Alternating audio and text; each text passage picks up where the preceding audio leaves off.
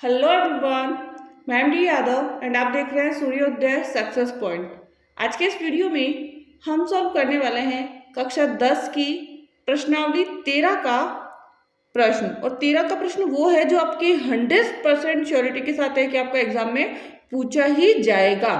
कल्पित विधि से माध्य ज्ञात करने का हो सकता है कल्पित विधि आपको लगा के ना दे और केवल आपको क्या दे दे, माध्य ज्ञात करने के लिए कह दे। तो इंपॉर्टेंट क्वेश्चन है आपका, अच्छा क्वेश्चन है, एग्जाम में आ सकता है। तो चलिए स्टार्ट करते हैं, ठीक है ना।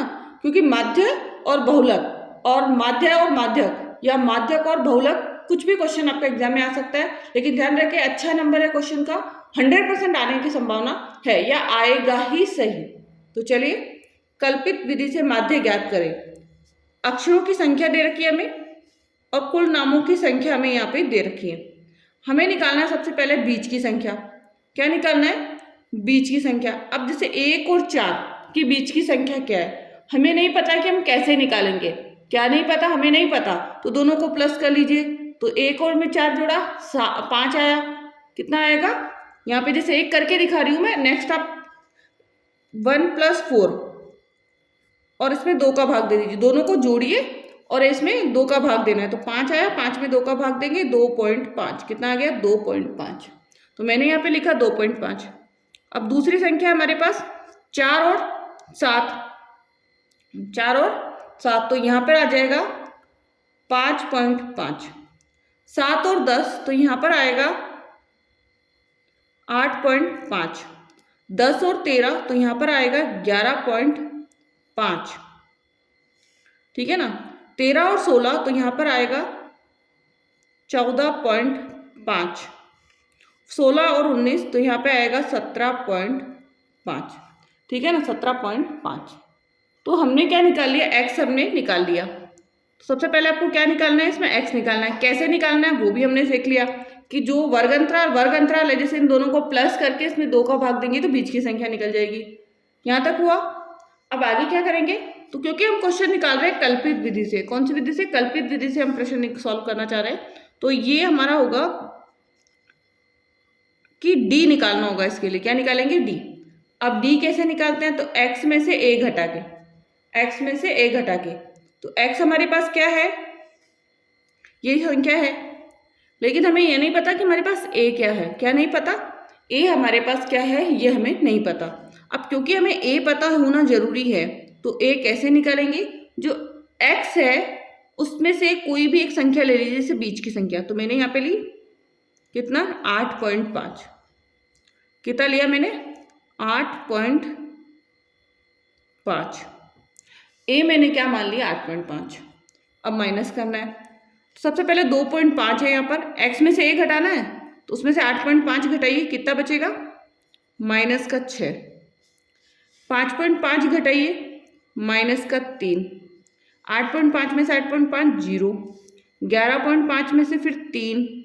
14.5 में से 6 और 17.5 में से कितना आ जाएगा? 9। आ गई यहाँ तक संख्या। अब ऊपर वाली संख्या माइनस में इसलिए आई क्योंकि एक्स यहाँ पे छोटा था और ए बड़ा था। छोटी संख्या में से यदि हम बड़ी संख्या घटाएंगे तो संख्या किस में आएगी? माइनस में आ जाएगी। यहाँ तक हुआ? ठीक है। अब आगे आगे क्या करेंगे? अब आगे हमको निकालना है एफ और डी। मतलब एफ को डी से गुणा करना है। एफ को किससे गुणा करना है? एफ और डी को गुणा करना है। तो करिए गुणा। तो 6 को 6 से किया, 6 चढ़ंगा 36, -36। 30 को 3 से किया, 3 3 का 9, 90, -90। 40 को 0 से किया, 0। 16 3 48। 4 6 24। 4 9 36।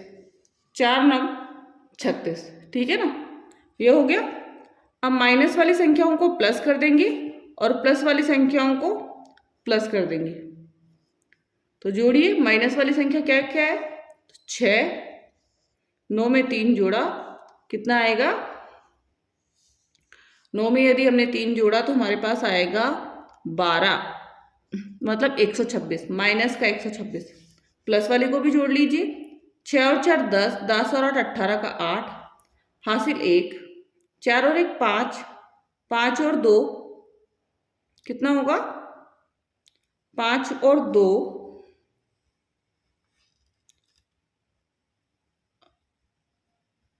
7, 7 में 3 जोड़ा 10, 108। कितना हो गया हमारे पास 108। ठीक है ना, यहाँ तक हुआ। अब आगे क्या करना है, अब आगे क्या करना है उसके लिए हम क्या करेंगे, सबसे पहले हमें इसका टोटल निकालना है, एफ का, सिग्मा एफ। ठीक है ना, और इसका टोटल और यहाँ का टोटल सिग्मा एफ और डी, ये दो टोटल जो हमें निकालना जरूरी है। अगर हमें क्वेश्चन सॉल्व करना है तो ये दो चीजें हमें निकालना आना ही चाहिए। ठीक है ना, तो करिए 6 और 6 12, 12 में 4 जोड़ा 16, 16 में 4 जोड़ा 20 का 0 हासिल 2, 2 में 3 जोड़ा 5, 5 में 4 जोड़ा 9, 9 और 1 10। कितना आ गया 100। यहां तक आ गया। अब नेक्स्ट ये वाला 6 में से 8, 16 में से 8 गया 8, और इधर एक उधार दे दिए तो यहाँ पे 1 बचा, 1 में से 1 गया 1, और 1 में से 1 गया 0, तो माइनस के 18। कितना आया माइनस के 18। अब क्योंकि हमें कल्पित विधि से माध्य निकालने का सूत्र पता होना चाहिए, तो हम सूत्र लिखेंगे इसका,